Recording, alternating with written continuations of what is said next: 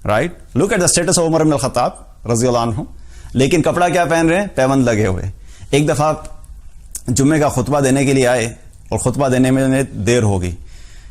جب خطبہ دینے کے لیے پہنچے تو لوگ ایک دم حیران تھے کہ عمر رضی اللہ عنہ لیٹ ہو گئے، کیونکہ عمر رضی اللہ عنہ خود جو تھے وہ اس اعتبار سے بڑے سخت تھے کہ اگر کوئی شخص جمعے کے دن لیٹ پہنچے تو وہ تنبیہ کر دیتے اس کو.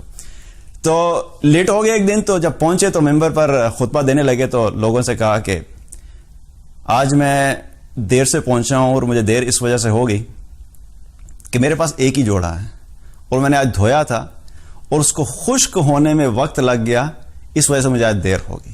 اور لوگوں نے جب دیکھا انہوں نے جو جوڑا پہنا تو اس کے اوپر پیبند لگے ہوئے تھے. اب یہ عمر بن الخطاب ہے رضی اللہ عنہ، یہ بھی ہمارے پاس اگزامپل موجود ہے. اسی طریقے سے ابو ذر رضی اللہ عنہ اندر ایگزامپل. وہ کیسے تھے کہ سادہ سا گھر تھا ان کے پاس بالکل. ایک مرتبہ ایک شخص ان کے گھر میں داخل ہوا اور ان سے پوچھنے لگا کہ ابو ذر آپ کے گھر کا سامان کدھر ہے؟ تو گھر میں داخل ہوئے، گھر میں سامان ہی کوئی نہیں. تو انہوں نے کہا ہاں میرا ایک اور گھر ہے، تو میں جو اچھا سامان ہوتا ہے نا میں اس گھر میں بھیج دیتا ہوں.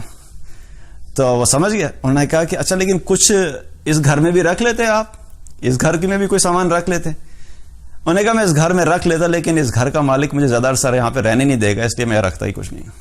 You know so that is another صحابی.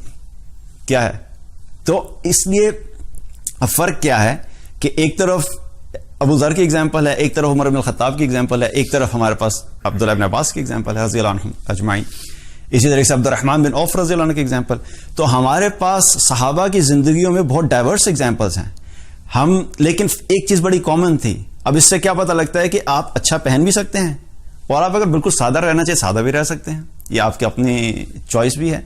لیکن ایک چیز سب میں کامن تھی، انہوں نے یہ سب جو بھی تھا، جس نے اچھا کپڑا پہنا بھی وہ اس مقصد سے نہیں پہنا تھا کہ لوگوں کو دکھاوت کرنا ہے، اس مقصد سے نہیں کہنا تھا کہ میرا برانڈ اچھا اور تمہارا برانڈ جو وہ سستا ہے، اس مقصد سے نہیں پہننا تھا کہ لوگوں میں کمپٹیشن کرنا ہے یا ریاکاری کرنی ہے یا ہم نے اس دنیا کی زندگی کو اور دنیا کے مال کو اس کی غلامی کرنی ہے. ہمارے ہاں پرابلم کیا ہوتا ہے، ہم جہاں پہ آ کے مسٹیک کرتے ہیں ہم فوراً ہر چیز کے غلام بن جاتے ہیں اور ایسے غلام بنتے ہیں کہ پھر ہمیں اس کے باہر کچھ نظر ہی نہیں آتا. جس کو کپڑے پہننے کا شوق ہوتا ہے وہ پھر ایسا کپڑے پہننے میں گم ہوتا ہے کہ اس کی زندگی صرف کپڑوں کے گرد گھومتی رہتی ہے. ہر وقت صبح شام دن رات پروموشن کون سی لگی ہے، نیا برانڈ کون سا آیا ہے، پرائس کس چیز کی کم ہوگی ہے، کس کی زیادہ ہوگی ہے، فلاں آؤٹ لیٹس پہ اتنے % پروموشن لگی ہے، فلاں آؤٹ لیٹس پہ پروموشن ختم ہوگی ہے. اب ساری زندگی کپڑوں کے اوپر ہی فوکس کر دی. جس کو گاڑی اچھی رکھنے کا شوق ہوا اس نے اپنی ساری زندگی گاڑی پہ فوکس لگا دیا، صبح سے لے کے رات تک بس گاڑیوں کی ڈسکشن چل رہی ہے. That balance is something which we miss out. ہمارے اسلام میں جو خوبصورت بیلنس ہے، ہم جب اس بیلنس کو مس آؤٹ کرتے ہیں تو پھر کیا ہوتا ہے کہ حقیقت میں ہم ایگزیجریشن کی طرف چلے جاتے ہیں. ہوتا کیا ہے، جب آپ کو اللہ تعالیٰ نے مال دیا ہے، حلال طریقے سے کمائے، حلال چیز پہ خرچ کریں، کوئی مسئلہ نہیں. اللہ کی اطاعت موجود ہو، اللہ کے رسول صلی اللہ علیہ وسلم کی اطاعت موجود ہو زندگی میں، اللہ سبحانہ تعالیٰ نے جو چیزیں کرنے کے لیے کہا وہ سب آپ کرتے رہیں.